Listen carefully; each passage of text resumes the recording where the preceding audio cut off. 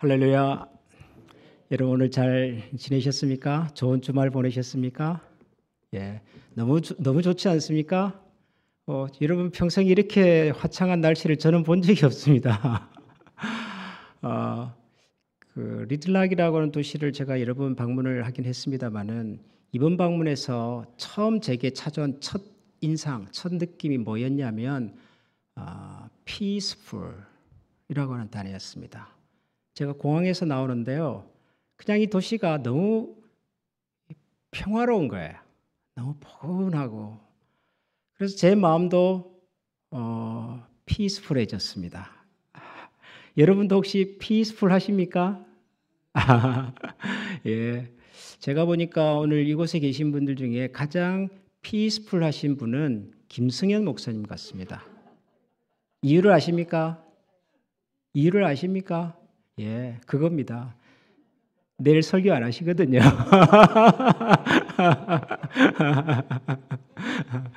이런 평화로운 목사님을 모시고 교회를 섬기는 여러분의 얼굴에도 피스가 느껴집니다. 제게는 보입니다. 그래서 오늘 밤에도 하나님께서 우리의 마음에 어떤 평강의 은혜를 주실까 저는 기대가 됩니다. 우리 이런 기대하는 마음으로 또 말씀 앞으로 같이 나가면 좋겠는데요. 제가 좋아하는 찬양 같이 한번 하고 말씀 앞으로 가겠습니다. 평화 하나님의 평강이 당신의 삶에 넘쳐나기를 원합니다. 우리 찬양 같이 한번 하겠습니다.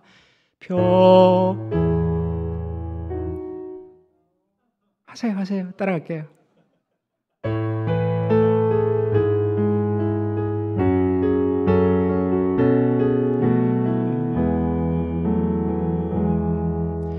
평화 하나님의 평강이 당신의 삶에 넘쳐나기를. 평화 하나님의 평강이 당신의 삶에 가득하기를 축복합니다. 우리 옆에 계신 분들에게 손을 펼쳐서 한 번 더 할까요? 기쁨 하나님의 기쁨이 당신의 삶에 넘쳐나기를. 아멘. 기쁨 하나님의 기쁨이 당신의 삶에 가득하기를 축복합니다. 우리 하나님께 영광의 박수 올려드리겠습니다. 네. 기도하겠습니다. 하나님 참 감사합니다. 우리 예수님께서 제자들에게 찾아오셔서 내가 너희에게 평강을 주노라. 내가 너희에게 주는 이 평강은 세상에서 경험할 수 없는 하나님께서 주시는 유일한 평강이라고 말씀하셨습니다. 하나님, 오늘 이곳에 모여 하나님의 은혜와 말씀을 사모하는 우리 모두의 가슴 속에 평강의 왕이신 주님께서 직접 찾아와 주시고 우리의 마음속에 있는 여러 가지의 생각들, 여러 종류의 소용돌이와도 같은 마음의 번뇌와 고충과 아픔들을 주님의 평화의 능력으로 잠재우시며 다스리시며 그 속에 하나님으로 인한 거룩한 기쁨이 샘솟게 하여 주시옵소서. 예수님 이름으로 감사하며 기도합니다. 아멘.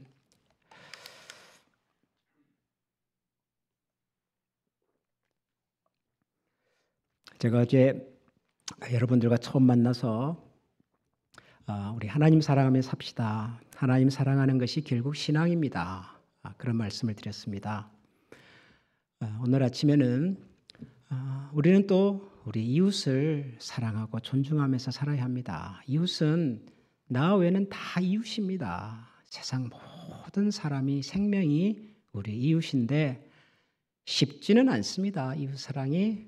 그래서 첫째, 둘째 그러셨잖아요. 하나님을 먼저 사랑하고 둘째 이웃을 사랑하라 그러셨으니까 우리 하나님께 한번 집중해 보고 그분이 우리에게 어떤 사랑의 능력을 주시는지를 경험해서 세상을, 이웃을, 친구를, 가족을 사랑하며 살아봅시다.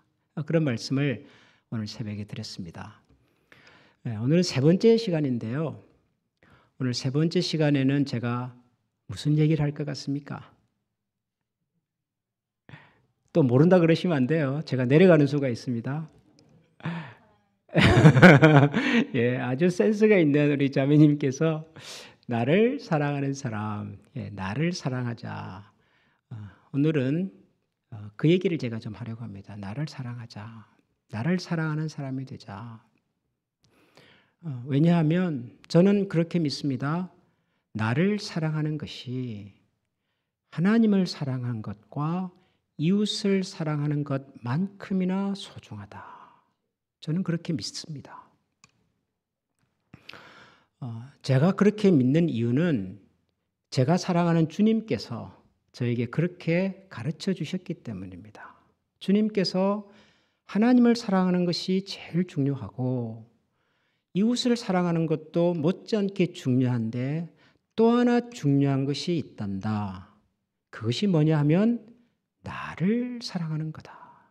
너 자신을 사랑하는 거다. 주님께서 그렇게 가르쳐 주셨기 때문입니다. 언제 주님께서 그렇게 가르치셨어요? 오늘 우리가 읽은 마태복음 22장 34절부터 40절 말씀. 우리가 어제 저녁부터 지금 오늘까지 거듭 세 번에 걸쳐서 읽고 있는 이 말씀 속에 예수님의 그 가르침이 있더라고요.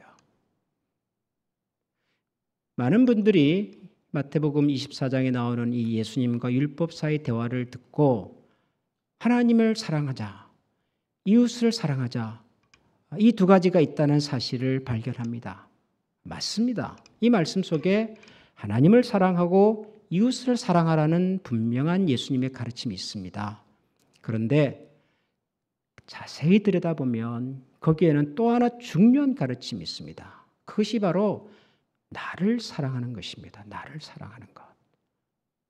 왜 그렇게 이해가 되냐 하면 예수님께서 하나님을 사랑합시다, 이웃을 사랑합시다라고 말하시면서 이웃 사랑하기를 말씀하실 때 이렇게 말씀하셨어요. 39절을 보면 둘째도 그와 같은데 네 이웃을 네 자신과 같이 사랑하라 그러셨어요.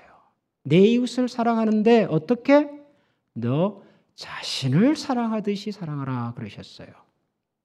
그러면 여러분, 나 자신을 사랑할 줄 모르면 이웃 사랑이 가능할까요? 여러분, 논리적으로 그게 가능합니까? 불가능해요. 자기 자신을 존중할 줄 모르는 사람이 다른 사람을 존중할 수 있을까요? 불가능해요. 나를 있는 그대로 받아들여질 줄 모르는 사람이 다른 사람을 있는 모습 그대로 받아들여질까요? 안 되는 거예요. 왜 안 되냐 하면 예수님 그렇게 말씀하셨어요. 네 이웃을 사랑하는 것이 하나님 사랑하는 것만큼이나 중요한데 네 이웃을 어떻게 사랑할 건가? 그것은 너가 너 자신을 사랑하는 것처럼 그렇게 말씀하셨단 말이에요. 그러니 내가 내 자신을 사랑해 본 전 경험이 없고 내가 내 자신을 사랑할 줄을 모르고 어떻게 내 자신을 존중하고 소중하게 여길 줄을 모른다면 다른 사람 역시도 소중하게 여길 줄 모른다고 봐야 되는 거예요. 예수님의 말씀을 들으면. 그러니 여러분, 우리가 우리 자신을 사랑하는 것이 얼마나 중요합니까? 얼마나. 우리가 이웃을 사랑할 수 있는 근거, 뿌리, 기초는 하나님으로부터 오는 것이 맞습니다. 그렇죠? 우리가 제 아무리 노력을 해도 내 품에 안 들어오는 사람이 있단 말이에요. 그럴 때 우리가 하나님 나는 못하겠습니다. 그러니 제발 저를 통해서라도 저 영혼을, 저 인생을 불쌍히 여길 수 있는 마음 주십시오. 할 수밖에 없잖아요. 맞아요. 그런데 또 다른 이웃과 친구와 사람을 사랑할 때 무슨 방법으로 사랑할 거냔 말이에요. 해본 경험이 없는데 그때 주님의 말씀이 이거예요. 너가 너 자신부터 사랑하는 법을 배워야 한다라는 거예요. 너 자신을. 그래서 여러분, 우리가 우리 자신을 사랑하는 것은 우리가 이웃을 사랑하고 하나님을 사랑하는 것만큼이나 중요한 일입니다. 믿습니까? 여러분 아멘이 빨리 안 나오죠? 제가 알아요, 이유를. 왜냐하면 목사님, 제가 성경 잘은 모르지만 이런 말씀도 있던데요. 자신을 사랑하는 그것은 하나님이 싫어하는 거라고. 디모데 후서라는 성경을 보면 그런 말씀도 있어요. 말세에 고통하는 때가 올 것인데 그때가 되면 세상 사람들은 하나같이 전부 다 뭘 사랑해요? 자기 자신을 사랑하고 돈을 사랑하고 욕심을 따라가고 그런 데입니다. 말세가 되면. 그러니까 목사님 보세요. 자기를 사랑하고 돈을 사랑하고 욕심을 따라가는 것은 그런 말세의 징조인데 우리가 어떻게 우리 자신을 사랑한다고 말할 수 있습니까? 라고 말씀하시는 분이 있어요. 저도 알아요. 제가 목사인데 그런 말씀 모르겠어요? 저도 알아요.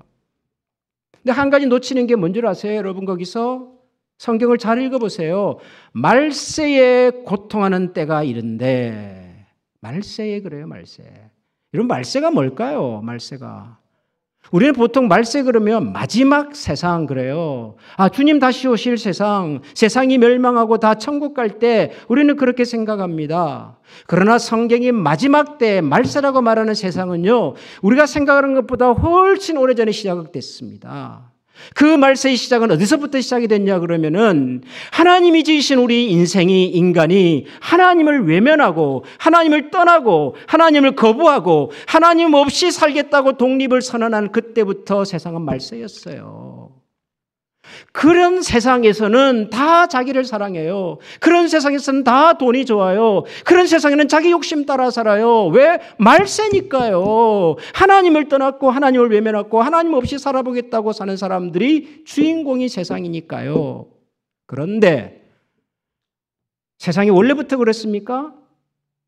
세상이 처음부터 우리 인생은 하나님을 외면하고 하나님을 떠나고 하나님 없이 잘 살겠다고 독립선언을 했던가요? 아니에요. 처음은 그러지 않았어요. 처음은 하나님과 우리 인간이 하나가 돼서 얼마나 행복하게 살았는지 몰라요. 그걸 어떻게 압니까? 여러분 우리가 가진 성경 중에서 우리 인생과 인류의 첫 시작을 기록한 성경이 창세기죠. 창세기. 그렇죠? 성경이 제일 처음에 나오는 성경 창세기잖아요. 창세기라고 하는 성경은 시작의 책, 그렇게 부르는 책입니다. 창세기는 우리가 살아가는 이 세상의 모든 것의 시작과 출발과 기초가 담겨 있는, 기록되어 있는 책이에요. 그 창세기는 1장부터 11장까지가 사실 제일 중요해요. 우리는 11장부터 11장까지를 마치 무슨 옛날 동화 듣듯이 얘기를 들어요. 옛날에 옛 농산에 아담과 하와가 살았단다. 선악과를 먹었단다. 뱀이 나타나가지고 어땠단다. 노아 시대에 방주가 나타났고 바벨탑을 쌓고 그랬단다. 딴다. 옛날 얘기처럼 들어요. 우린 주로 뭐부터 관심이 있냐 그러면은 창세기 12장부터 관심이 있어요. 왜요? 거기 누가 등장하니까? 아브라함이 등장하니까. 아브라함이 누군데요? 믿음의 조상. 이스라엘 민족의 조상, 우리가 가지고 있는 믿음의 선조. 그래서 아브라함부터 우리는 좋아해요. 12장 1절과 2절을 그래서 좋아해요. 하나님께서는 아브라함에게 나타나셔서 말씀하시잖아요. 내 아들 아브라함아, 너는 너의 본토 친척 아비집을 떠나 내가 너에게 지시할 땅으로 가라. 우리는 그 말씀에 은혜를 받고 그 말씀이 좋아가지고 그래 하나님이 우리를 부르셨고 우리에게 약속의 땅을 주실 거고 우리는 그래요.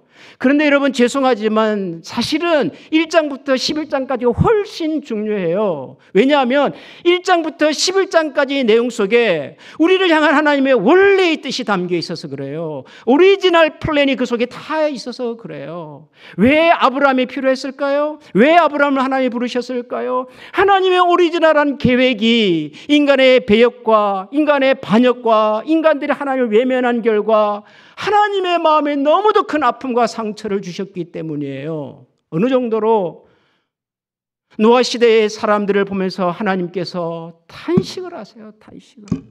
하나님께서 사람 지으신 것을 한탄하시더라. 그만큼 하나님의 마음이 아팠어요. 아셔요, 여러분?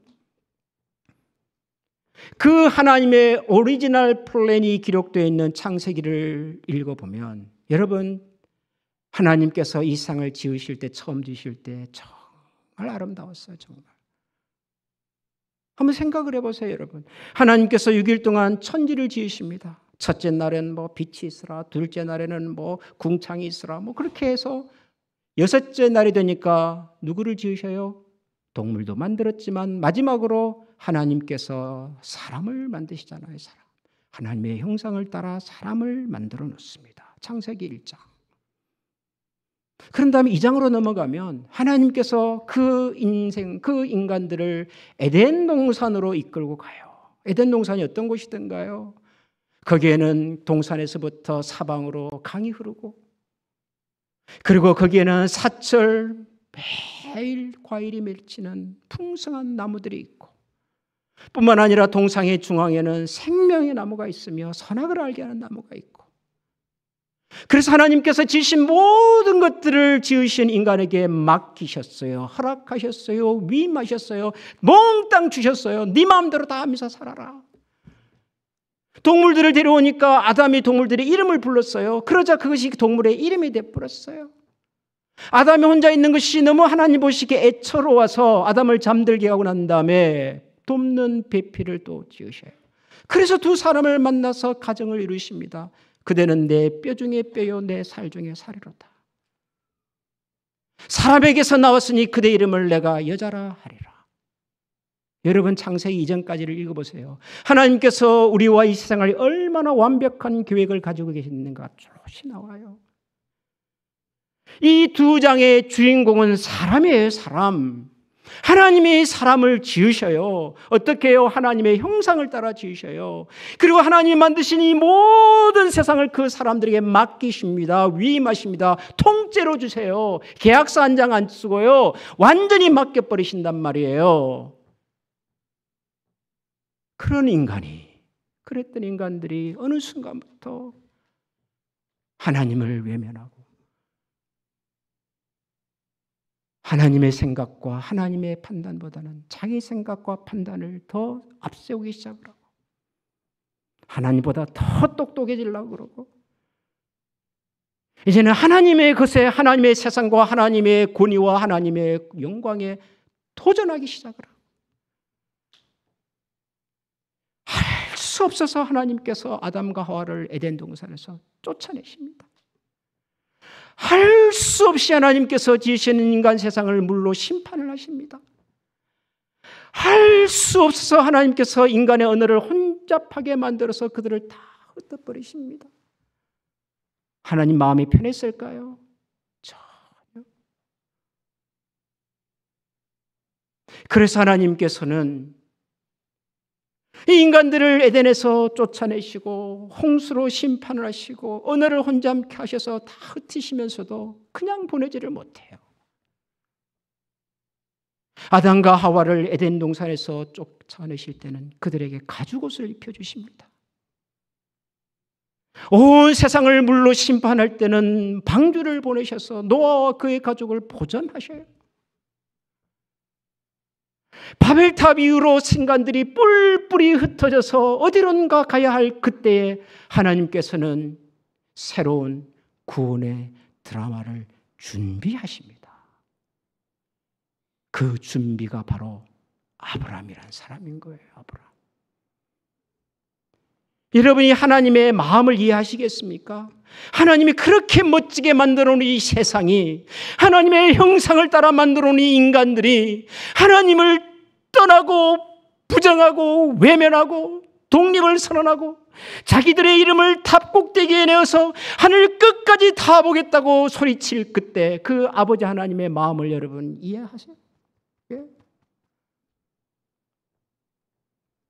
그런데도 하나님은 그냥 저들을 보내지를 못하셔요.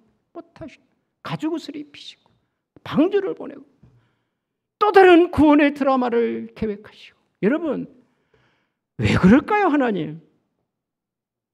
아니, 그 정도로 하나님 당하셨으면, 예? 아담과 하와에게 당했죠. 가인에게 당했죠. 노아 시대의 사람들에게 당했죠. 바벨탑 시대의 사람들에게 당했죠. 아니, 그만큼 당하셨으면 이제는 좀 그만둘 법도 한데 하나님 그렇게 하지 않으세요. 집요하게 찾아오시고 집요하게 기회를 주시고 또 다른 구원의 드라마를 아무도 모르는 저 갈대아 우르에서 아브라함의 가족을 통해서 하나님 준비하시. 왜 그럴까요? 왜 그럴까요, 여러분? 생각해 보신 적이 있으세요? 저와 여러분이 하나님의 형상으로 지음받은 사람이기 때문입니다. 하나님의 형상. 여러분, 저와 여러분이 하나님께 얼마나 소중한 존재인지를 여러분 아십니까? 저와 여러분이 하나님 앞에서 얼마나 존귀하고 소중한 생명인지 여러분 아십니까? 여러분 그것 제대로 한번 경험해 보신 적이 있으세요? 우리는 우리 자신을 너무 함부로 대해요.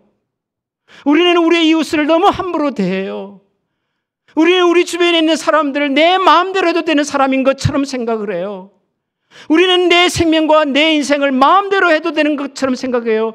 전혀 그렇지 않아요. 전혀 그렇지 않아요. 왜냐하면 하나님은 저와 여러분들을 하나님의 형상으로 만드셨단 말이에요. 우리 안에 하나님의 형상이 있단 말이에요. 우리 안에 하나님의 꿈이 있단 말이에요. 우리 안에 하나님의 소망이 있단 말이에요. 그 무너진 꿈과 소망을 다시 세우시고자 하나님께서는 당신의 독생자까지 보내시잖아요. 아니 하나님이 뭐가 아쉬워서 또 보내냔 말이에요. 또 보내냔 말이에요. 여러분 우리 구약성경 아브라함 이후의 구약성경 2000년의 역사는요. 하나님께서 또 보내고 또 보내고 또 보내더라. 그것이 구약성경의 주제입니다. 아십니까? 구약성경은 여러분 어렵게 생각하지 마세요. 잘 읽어보신 모든 구약성경은 딱 두 가지를 얘기를 해요. 첫 번째는 인간은 계속 도망가더라. 지독하게 말 안 듣더라. 아무리 기회를 줘도 인간들은 제 갈 길로 가더라. 그것이 첫 번째 주제입니다. 구약성경 이사야서가 그렇게 말하잖아요. 우리는 각각 양 같아서 다 제 길로 갔거늘. 첫 번째 주제예요. 구약성경. 두 번째 주제가 뭔지 아십니까? 그럼에도 불구하고 하나님은 끝까지 찾아오시더라. 끝까지. 야, 정말 지긋지긋하게 찾아오시더라. 하나님은. 어디까지요? 시편 139편 읽어보세요. 내가 하나님 낙심에 되고 좌절에 되어서 하나님이 보이지 않습니다. 이제는 제가 어디로 가야 할지를 모르겠습니다. 제가 저 바다 끝에 가서 거해서 아무도 없는 그곳에서 저의 외로움을 달래보겠습니다. 그런데 하나님께서는 거기까지도 나를 찾아오셨습니다. 그러셨어요. 우리가 이민을 와서 살다 보면 이런저런 우여곡절이 있어요. 처음부터 끝까지 승승장구하면 참 좋겠는데 모르겠어요. 요즘 오시는 분들은 좀 그러시는 분들이 있는 것 같아요. 요즘 오시는 분들은 처음부터 다 갖추어가지고 조합도 갖추어지고 뭐 신분도 다 갖추어지고 어느 정도 재정적인 여력도 있고 해서 처음부터 스타팅 레벨이 좀 틀려요. 우리 어른들에 비하면. 그러나 어른들은 그렇지 못했어요. 우리는 가진 것이 별로 없었고 신분도 해결되지 않았고 말도 되지 않았고 여러 가지가 낯설었어요. 그러다 보니 이민생활 자체가 우여곡절이 많아요. 우리들 잘 살아보고 싶은 마음이 없겠습니까? 우리들 최선을 다 안 했겠어요? 우리도 최선을 다했고 우리도 잘 살아보고 싶었고 우리도 남들 못지않게 떵떵거리고 살아보고 싶었으나 인생이 만만치가 않았어요. 그래서 A도시에서 살다가 실패를 경험하고 B도시로 가고 B도시에서 또 다른 시도를 하다가 실패해서 C라는 도시로 가고 그러다 보니까 지금 내가 어디에 와 있는지 좀 몰라요. 하나님 내가 어쩌다가 여기까지 왔는지 모르겠어요. 라는 하소연이 저절로 내 마음속에서 생길 때가 많아요. 그런데도 불구하고 하나님은 우리를 포기하지 않아요. 여러분 그렇지 않습니까? 아니 내가 그렇게 좌절하고 내가 그렇게 실패하고 그렇게 하나님을 원망하고 이런 하나님 같으면 난 더 이상 세상에 하나님이 없다고 선포하고 살겠습니다. 그런 마음이 얼마나 많았냔 말이에요. 아니 나는 그랬는데도 불구하고 하나님은 내 손을 안 놓으시니. 성경이 하는 얘기입니다. 성경이. 저와 여러분이 도대체 뭐라고? 하나님은 우리를 포기하지 아니하세요. 야곱아 너를 창조하신 여호와께서 지금 말씀하시느니라. 이스라엘아 너를 지으신 이가 말씀하시느니라. 너는 두려워하지 말라. 내가 너를 구속하였고 내가 너를 지명하여 불렀나니 너는 내 것이라. 내 것이라. 우리가 누구 거예요? 하나님 거예요. 우리의 주인이 누구예요? 하나님이세요. 누가 감히 하나님의 손에 있는 우리를 함부로 건드냔 말이에요. 죽음입니까? 질병입니까? 사탄입니까? 세상 사람들의 야유입니까? 사망아 너의 쏘는 것이 어디 있느냐? 죽음아 너의 쏘는 것이 어디 있느냐? 그리스도 예수 안에 있는 권세와 능력 가운데서 그 누구도 나를 해할 수가 없단다. 사도 바울의 고백 아닙니까, 여러분? 아니, 뭐가 아쉬워서, 뭐가 부족해서, 뭐가 답답해서 우리 자신을 그렇게 함부로 내팽개치고 사냔 말이에요. 여러분, 우리는 소중한 사람들입니다. 누구보다도 세상에서 가장 소중한 생명입니다, 여러분. 세상에는 우리보다 잘난 사람들이 있지요. 우리보다 돈 많은 사람도 있고, 우리보다 성공한 사람도 있고, 만나면 잘난 자식들 막 자랑하면서 거느리면서 사는 사람들도 있고 있어요. 있는데 여러분 기죽지 마십시오. 기죽지 마세요. 여러분 돈이 많다는 게 뭘까요? 돈이. 옛날에는 그래도요. 돈이 많은 집에 가보면 눈에 보여요. 돈 많은 게. 곳간에 가면 쌀도 많고 그 집에 가면 비싼 물건도 많고 그랬어요. 근데 요즘은요. 부자하고 우리하고 차이는 딱 하나더라고요. 통장 어카운트에 숫자가 좀 많아요. 숫자가. 예. 제 어카운트에는 뭐 숫자가 있기는 있는데 늘 까닥까닥해요. 이놈이 그냥 숨만 겨우 쉬고 사는 것 같아. 제 어카운트는 숫자는 그래요. 근데 좀 여유가 있는 분들에게는 숫자가 저보다는 훨씬 많아요. 근데 여러분, 그래서 그분들이 저보다 더 행복합니까? 그래서 그분들이 저보다 더 잘 살까요? 모르겠어요. 제가 그분들의 삶을 살아보지 않아서. 그건 제가 모르겠으나 저는 제 삶이 하나도 불만족스럽지 않습니다. 제가 처음 신학교를 졸업하고 전도사가 되었을 때요. 부산에 있는 영도라고 하는 섬에서 전도사 생활을 했는데 결혼해가지고 살 때 교회에서 저희들에게 35만 원 줬어요. 35만이면 얼마나 지금 한 300불 될까요? 저희 부부가 처음으로 생활했던 돈이에요. 지금은 그것보다 10배 이상 받습니다. 제가 많이 받죠? 10배 이상 받습니다. 항상 저희 가정에 돈이 넉넉한 적은 없어요. 그러나 단 한 번도 저희들이 배를 굶어본 적이 없고요. 저희들이 누군가를 돕고자 할 때 도울 수 있었지 그런 마음을 가지고 살았지 궁핍하게 살지 않았어요. 우리의 곳간에는 없어도 하나님의 곳간에는 있는 것 같아요. 내 주인이신 나를 아시는 내 소유주께서 큰 곳간을 갖고 계시면 나는 그 집 아들이잖아요. 우리 아버지가 부자면 나도 부자인 거예요. 내 손에 없다고 가난하지 않아요. 우리 아버지가 많은 것을 가지고 계세요. 내가 그분을 아버지라고 부르는 나도 부자예요. 여러분 세상에 돈 많이 가진 사람들 너무 부러워하지 마세요. 제 아무리 많이 가져도 하나님만큼 가질 수 있겠어요. 그들의 인생도 하나님의 손아귀에 있고 내 인생도 하나님의 손안에 있는데 뭐가 답답합니까? 뭐가 부럽습니까? 기죽지 마세요, 여러분. 여러분 우리 주변에는 우리보다 훨씬 잘 나가는 사람들이 있어요. 우리보다 훨씬 큰 교회도 있고요. 훨씬 유명한 교회도 있어요. 훨씬 많은 사람들이 모이는 교회도 분명히 있지요. 부럽지요? 부러워요. 솔직히 말하면 부러워요. 그런데 부러워하지 마세요. 별거 아니에요, 여러분. 별거 아니더라고요. 저희 동네에도 제일 큰 교회가 하나 있어요. 장로교회고요. PCUSA 교단의 교회입니다. 건물도 근사한 건물을 가지고 있고요. 그 교회는 처음 시작할 때 대부분의 교인들이 의사고 간호사 하셨어요. 무슨 의미일까요? 돈이 많은 교회. 돈이 많은 교회, 성공한 사람들이 모이는 교회, 누가 봐도 삐까뻔쩍한 교회. 그런 교회가 있어요, 저희 지역에도. 저희 교회는 그런 교회가 아니에요. 저희 교회는 주로 개인 사업 하시는 분들이에요. 여러분들이 다 하시는 것처럼 달라마트 하시는 분, 세탁소 하시는 분, 식당 하시는 분. 제가 처음 저희 교회 부임해 갔더니요. 저희 교회 모든 여성 성도님들은 다 남편과 같이 일을 하시더라고요. 저는 깜짝 놀랐어요. 제가 한국에서 교회를 섬길 때 저희 교회 성도의 여성 성도님들 대부분은 전업주부셨어요. 그래서 주중에 뭘 해도요. 여성분들이 많이 모여요. 시간이 많으셔서.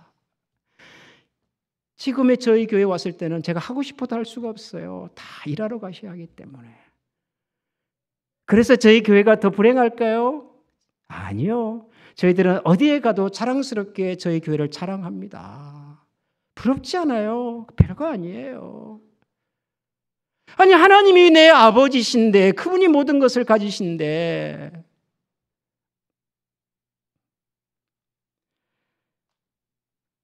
사실 저는 개인적으로 이런 하나님을 깊이 만난 경험이 있어요. 경험이.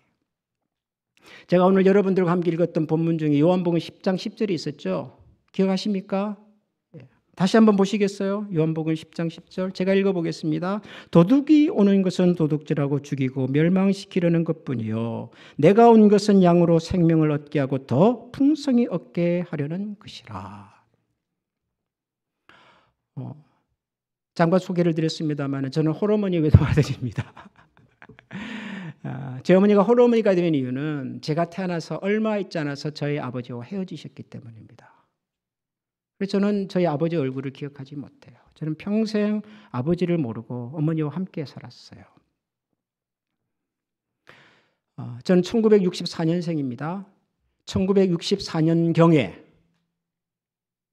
여성이 남편 없이 혼자 아이를 기른다. 무슨 의미인지 이해가 되십니까? 젊은 분들은 쉽게 빨리 안 올 거예요. 요즘 뭐 싱글맘도 많고 그건 뭐가 대수라고. 그렇죠. 열심히 일해서 자식 기르면 되지. 1960년대 우리 사회에서 여성이 남편 없이 혼자 아이를 기른다. 사회적으로 손가락질을 받고 수근수근 거릴 수 있는 그런 환경입니다. 그런 가정을 우리는 사회적으로 결손 가정이라고 불렀어요. 결손 가정. 뭔가가 빠졌다, 없다 그래요. 뭐가 없을까요? 아버지가 없어요. 아버지가. 그러니까 제 인생에 아버지가 없어요. 저는 제가 초등학교 다닐 때 학교에 가면은 제일 힘들었던 시간이 언제냐면 새로운 학기가 시작하면 이제 학교에서 뭐 호구조사 같은 거래요. 설문지 같은 걸 주고 거기다가 내 아버지 이름 쓰고 어머니 이름 쓰고 아버지 하는 일 쓰고 어머니 이름 쓰고 뭐 가족관계 이런 걸 써서 제출을 하게 해요. 그러면 제가 그 종이를 받으면 어떻게 하는 줄 아세요? 손으로 가려요. 써요. 왜요? 남들은 다 쓰는 이름을 저는 쓸 수가 없으니까 부끄러워서. 그래서 제가 철들 때까지 제 인생에 아버지라고 하는 글자 세 글자는 트라우마예요. 저한테는.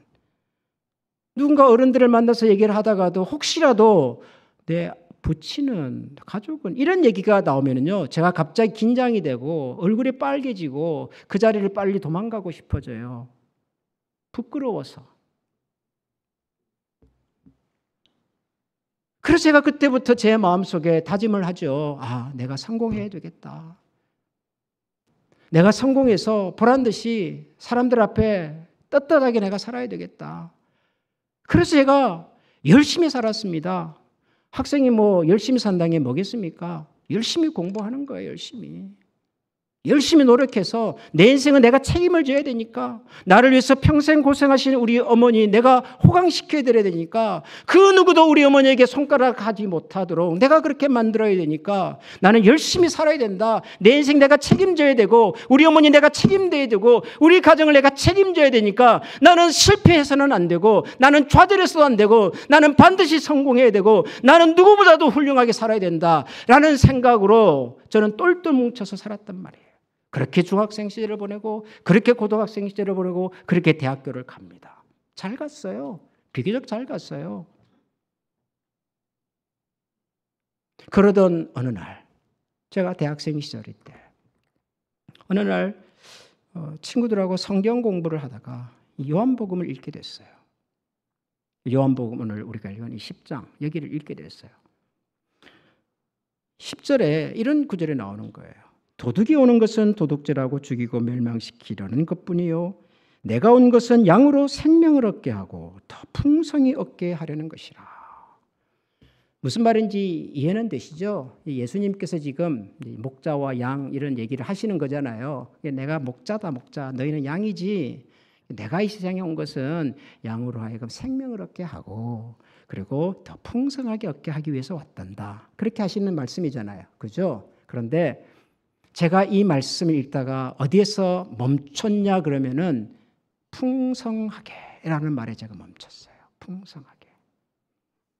저도 뭐 중학생 시절부터 교회를 다녀서 그 예수님을 알죠. 예수님을 믿는 학생이었겠죠. 그러니까 예수 믿으면 우리에게 영생을 주신다, 생명을 주신다. 그런 말은 익히 들어서 알고 있었어요. 그런데 그날은 제 눈에 또 하나의 단어가 들어온 거예요. 그게 뭐라고요? 풍성하게. 그랬어요. 풍성하게. 왜 제가 이 단어에 꽂혔냐, 왜 집중이 되냐, 멈춰섰냐 그러면은 저는 그 순간까지 단 한 번도 내 인생에 풍성함이라고 하는 단어가 없었기 때문이에요. 제 인생을 설명하는 단어는요, 풍성함이 아니라 결손이에요. 결핍이었어요. 항상 아쉬웠고요, 항상 부족했어요. 여성 혼자서 아들 하나를 키워야 하니 자식을 얼마나 엄격하게 길러야 했겠어요. 저희 어머니께서는 저한테 단 한 번도 자상하게 말씀해 주신 적이 없으세요. 저는 그것이 항상 불만이었어요.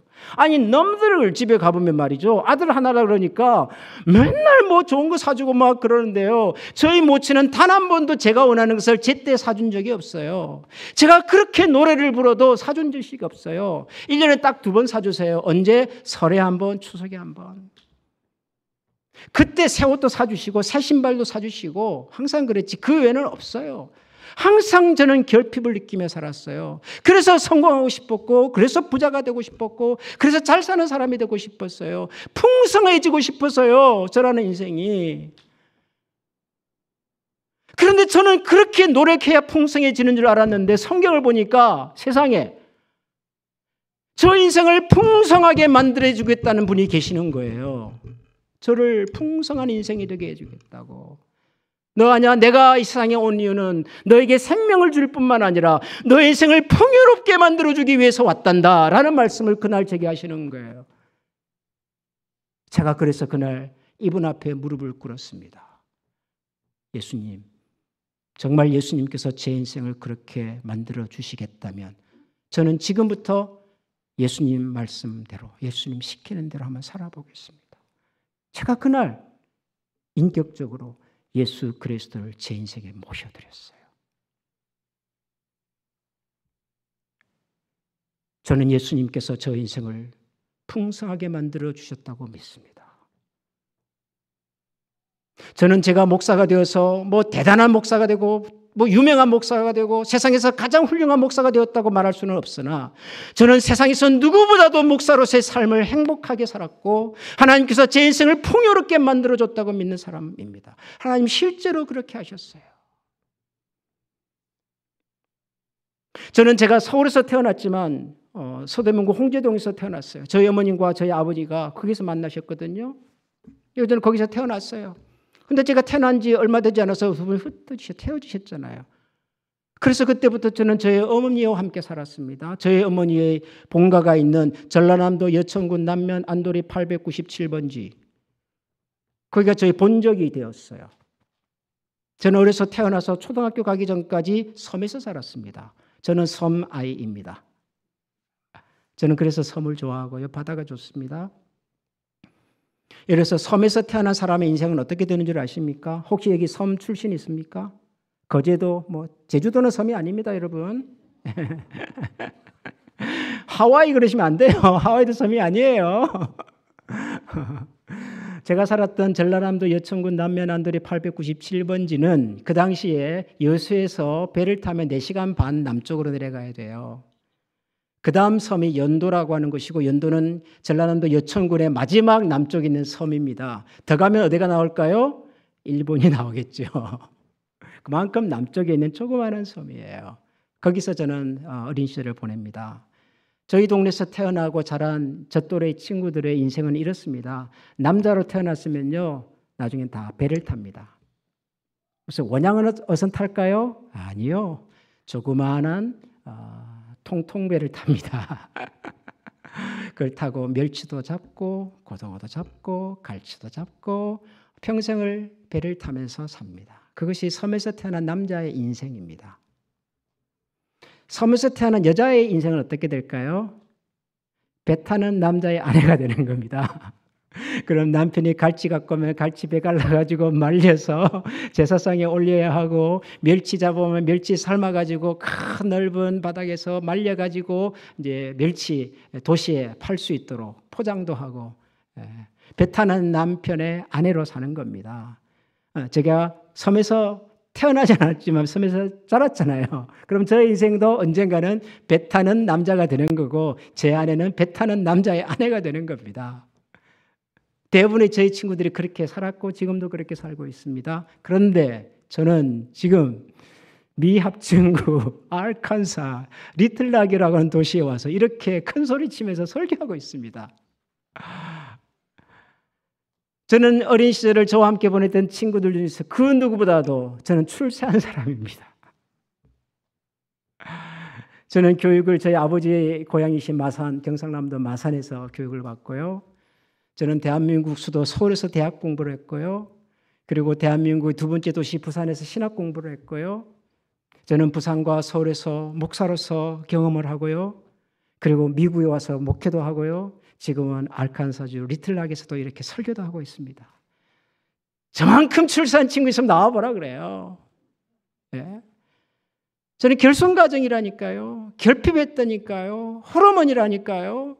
그런 때도 제가 이렇게 살 수 있었던 이유는 단 한 가지입니다. 하나님께서 저 인생을 풍성하게 만들어 주셨어요.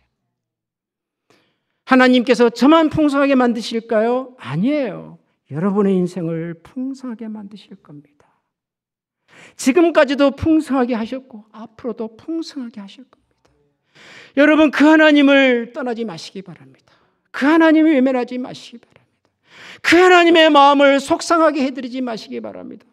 하나님께서는 더 주고 싶어 하시지요. 가져가기를 원치 않으세요. 우리가 너무 하나님을 오해하고 있어요. 우리가 너무 하나님을 외면하고 살아요.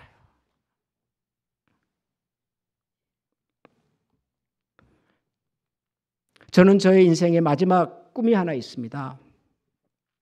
여러분, 이번 집회 주제가 뭐죠? 혹시 아십니까? 이번 집회 제목. 하사, 이사, 나사. 예. 무슨 뜻인지 아세요? 모른다, 안다가 있으니까 이래야 되겠는데, 모르는 분들은 아는 분들에게 물어보세요. 우리 김승현 목사님께서, 목사님 이번 집회 이제 준비하면서 주제를 정해야 되겠는데, 목사님 생각해 두신 것이 있습니까? 그래서 제가 이렇게 했어요. 하사, 이사, 나사다. 처음에는 그 뭐예요? 그러시길래 그 있는데 이해가 잘 안 되면 내가 좀 쉽게 번역했을 수도 있다. 그랬더니 아니요, 그냥 그렇게 하시죠. 그래서 그냥 그렇게 갔습니다. 하사, 이사, 나사입니다. 여러분, 3번 설교의 제목을 떠올려 보시면 답이 나오죠. 하사는 뭘까요? 하나님을 사랑하자. 이사는 뭐예요? 이웃을 사랑하자. 나사는 뭐예요? 나를 사랑하자. 여러분, 이 3가지는 제 인생의 모토입니다. 제가 인생을 살아가는 이유입니다. 제가 목사로서 목회하는 이유가 있다면 저는 이 3가지 때문에 합니다. 저는 죄송하지만 절대로 교회를 부흥시키기 위해서 목회하지 않습니다. 저는 절대로 제가 유명한 목사가 되기 위해서 목회하지 않습니다. 제가 목사로서 목회하는 이유는 딱 하나 이겁니다. 하나님을 사랑하고 이웃을 사랑하고 나 자신을 존중하며 살아가고 싶어서. 저는 이것을 위해서 목회할 거고요. 제가 목회가 끝나면 그때부터는 역시 이것을 위해서 저는 살 겁니다. 목사로서 이것을 위해서 살았다면, 목사가 끝나고 난다면은 목사 계급장 떼고 저는 이것 위해서 살 겁니다. 그래서 제가 아이가 3인데요. 저희 아이 3과 제 아내 5사람이 모이면 가끔 이 얘기합니다. 아빠가 은퇴하고 나면 우리가 NGO를 하나 만들 건데 그 NGO 이름은 정해놨단다 벌써. 뭘까요? 하사, 이사, 나사예요. 우리 NGO 이름은 하사, 이사, 나사예요. 아버지는 이 하사, 이사, 나사의 대표가 돼가지고 세상을 돌아다니면서 펑펑 쓰면서 살고 싶다.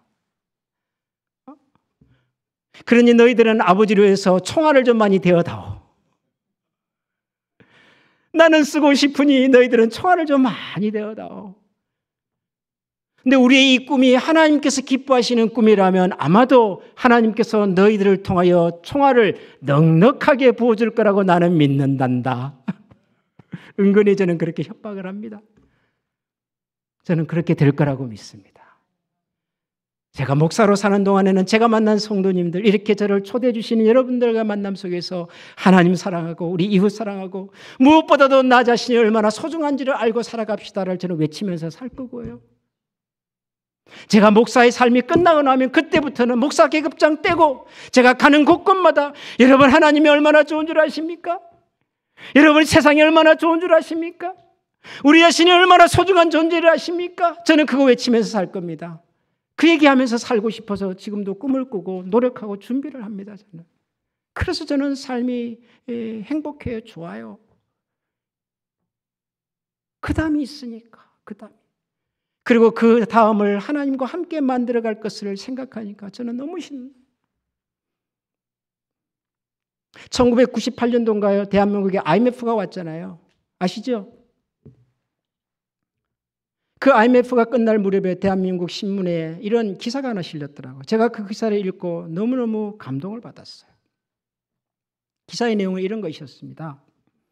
지하선 1호선, 서울의 지하철 1호선 신림역 근처를 지나가는 어느 순간 한 남자분이 가방 하나를 들고 지하철역 차 안으로 들어오셨어요.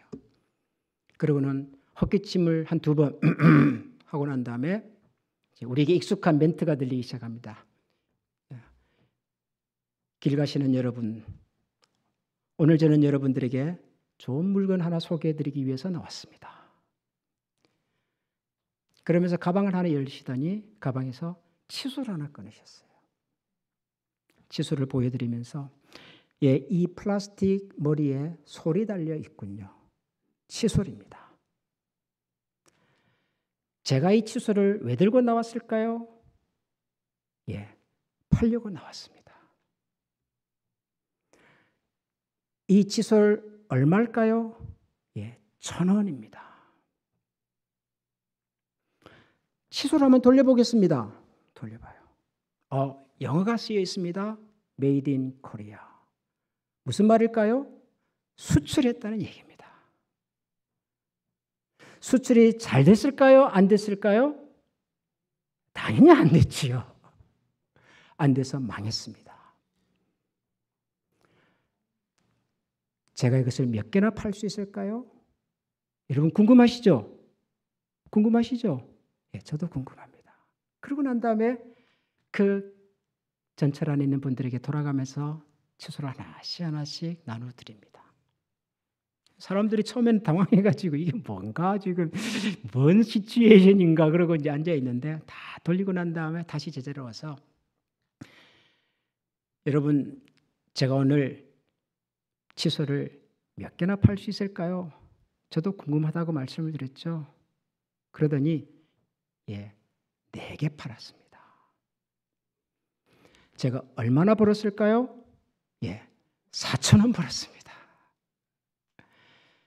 제가 실망을 했을까요? 안 했을까요? 당연히 했습니다. 그러면 제가 여기서 포기할까요? 안 할까요? 절대로 안 합니다. 왜냐하면 다음 칸이 있기 때문에. 다음 칸이 있기 때문에. 그러면서 다음 칸으로 가버려요. 그날 그 자리에 있었던 어떤 신사분이 그 장면을 보고 난 다음에 신문사에다가 기고를 한 거예요. 그날의 이야기를. 그래서 이 글을 소개하고 난 다음에 마지막에 이렇게 썼어요.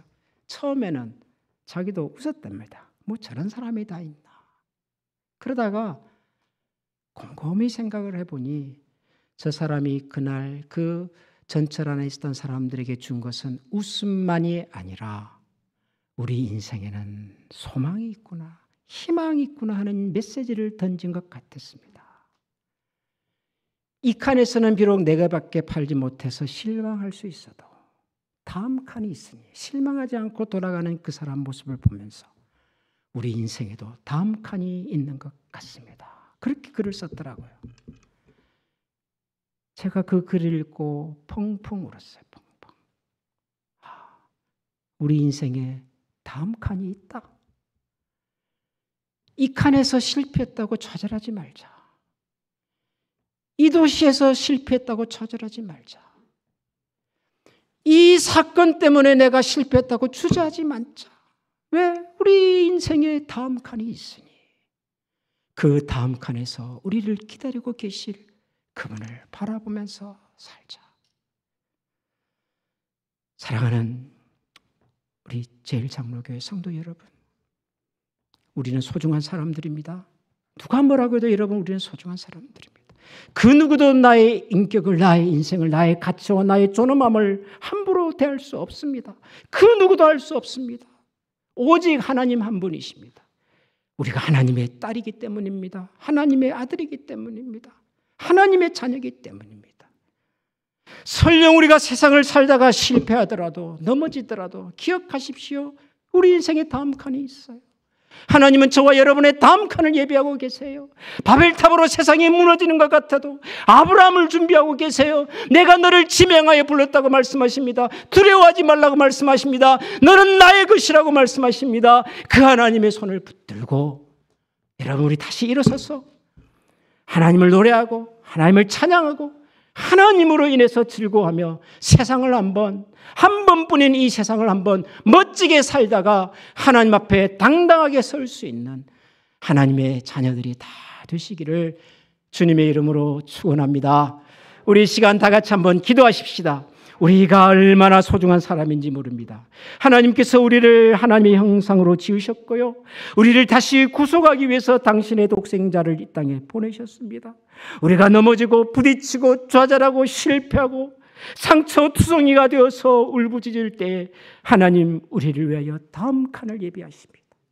그 하나님께서 오늘 저와 여러분의 하나님이신 것을 알고 그 하나님의 손을 붙들고 나를 어떻게 만들어 가시는지 하나님 앞에 우리의 인생을 한번 돌려드리며 주님을 신뢰하며 걸어가는 우리 모두가 되게 해달라고, 여러분 이 시간 한번 다 같이 마음을 모아 한번 기도하겠습니다. 기도합니다. 존귀하신 하나님 아버지, 감사합니다. 참으로 하나님이 우리의 능력이십니다. 하나님이 우리의 소망이십니다. 그 하나님만이 우리의 능력이십니다. 얼마나 고마운지 모르겠습니다. 얼마나 감사한지 모르겠습니다. 도대체 우리가 누구일래? 도대체 우리가 어떤 인생이길래? 그럼에도 불구하고 하나님은 우리를 여전히 사랑하시고 여전히 우리를 기다리시며 여전히 우리에게 존귀한 인생을 주시는지 모르겠습니다. 하나님 아버지, 우리는 넘어졌고 쓰러졌고 좌절했고 돌아서고 싶었고 주저앉고 싶었던 적이 너무도 많았지만 그럼에도 불구하고 우리를 포기하지 아니하신 주님 때문에 우리가 여기까지 왔습니다. 주님 끝까지 저희들을 붙들어 주시고 끝까지 저희들을 사로잡아 주시고 끝까지 하나님의 손을 붙들고 놓지 않고 우리의 주의 땅의 삶을 멋지게 살아드릴 수 있는 하나님 나라의 거룩한 백성들 다 되게 하여 주시옵소서. 존귀하시죠. 하나님 아버지, 감사합니다. 우리를 구원하실 뿐만 아니라 우리의 인생을 풍성하게 하시겠다고 약속하신 하나님의 말씀을 저희들이 믿습니다. 하나님, 지금은 보잘것없을지 몰라도, 지금은 나약하고 연약한 인생일지 몰라도 그럼에도 불구하고 우리의 인생을 하나님의 손에 맡기기만 하면 하나님께서는 그런 우리의 인생을 붙들고서 세상이 감당할 수 없는 사람과 세상이 감당할 수 없는 교회와 세상이 감당할 수 없는 인생으로 만들어내실 줄 믿습니다.